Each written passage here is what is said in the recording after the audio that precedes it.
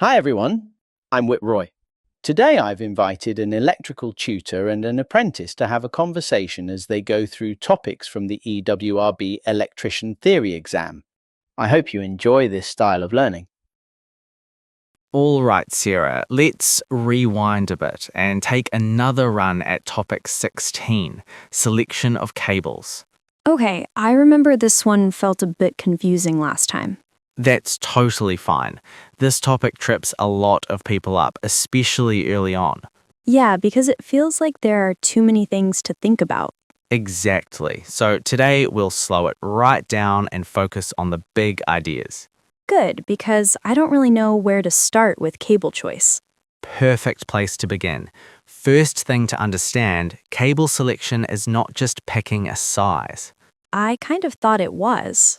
Most people do it first, but choosing a cable is really a design process. Design sounds serious. It just means we think before we install. Let's start with the most basic factor, current. That's amps? Yes, the cable must be able to carry the current without overheating. So if too much current goes through, the cable gets hot? Exactly, and too much heat damages insulation and causes failures. Okay, Next, voltage rating. that's the number written on the cable. Yes, the voltage rating must match or exceed the supply voltage. Otherwise, the insulation can break down? Correct. So current and voltage first. Right. Now let's talk about environment. Like where the cable is? Exactly. Temperature, insulation, whether it's in air, in a wall, or underground. Heat matters again? Yes, hot environments reduce how much current a cable can safely carry. So we have to lower the rating? That's called derating. Okay, Next factor, length of run. that's how long the cable is? Yes, the longer the cable, the more voltage drop you get. Voltage drop means less power at the end. Exactly. Lights get dim, motors don't start properly. So longer cable, more drop. Correct. Now, earthing. This part confuses me. Keep it simple. The cable must support the earthing system so protection works properly. Like making sure breakers trip? Exactly. Earth fault loop impedance must be low enough. So if the cable is wrong, safety devices might not work. Correct. Now, mechanical protection. So that means damage? Yes. Is the cable buried, exposed, clipped, or likely to be hit? Underground needs tougher cable? Exactly. That's why we use XLPE or armored types underground. Okay, Now let's talk about short circuit performance. that sounds scary. It just means the cable must survive a fault long enough for protection to operate. Like a short circuit? Yes, if the cable can't handle that energy, it can be damaged before the breaker trips. So the cable rating must be high enough. Correct. Now let's put this together with an example. That helps. Say we're supplying a small sub-circuit. Like lights? Yes. First, we find the load, how much current it needs. Then choose a cable that can carry that current. Correct. Then we look at how it's installed, clipped in conduit and insulation.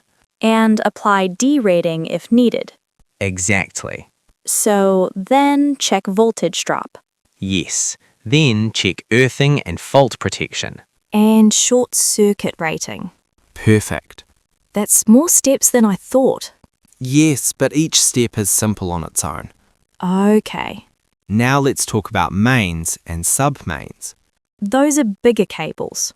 Yes, they carry more current and often run longer distances. So mistakes matter more. Exactly.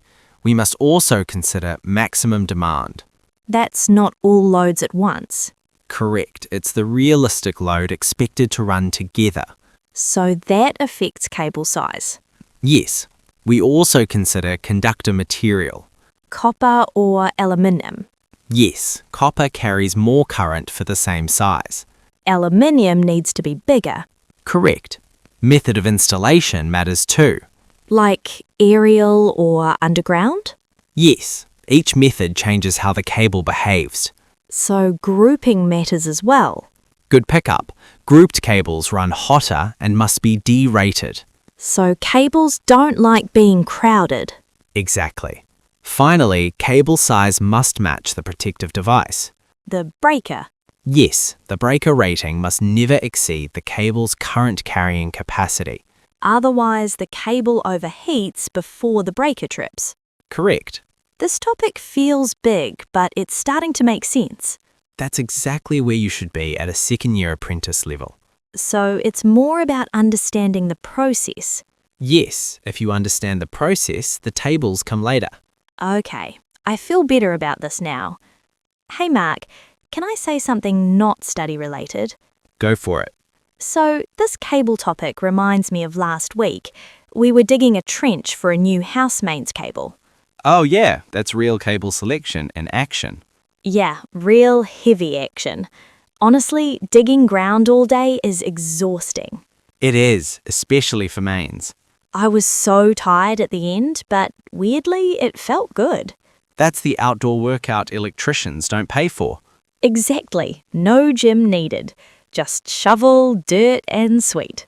And you sleep very well that night. Very well. I complained all day, but I'd still rather that than sit inside all the time. Same here. All right, that's a good place to stop topic 16. Sounds good. See you next time. See you.